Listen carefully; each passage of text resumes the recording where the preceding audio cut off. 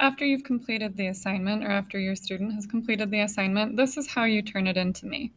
And then make sure that the document is not accessible to other users. So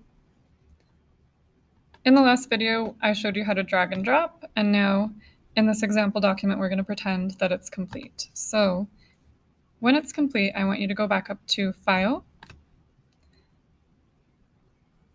Then you're going to go to Email as an attachment.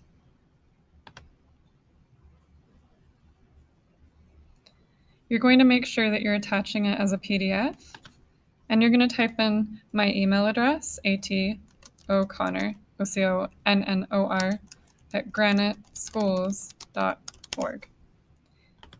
You don't need to put a message, and you can send a copy to yourself if you'd like. Then you're going to click Send.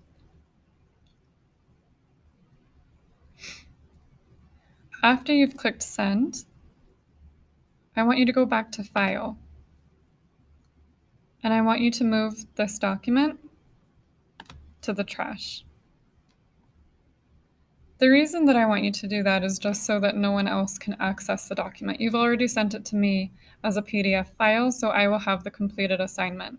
And that way, I have it and I can grade it, but no one else can access it, so it keeps it private for your student.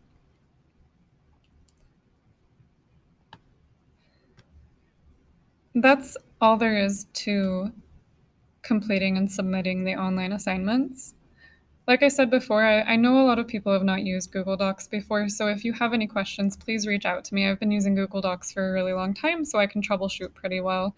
And worst case, if I can't answer your question, I can always get in touch with our district tech support.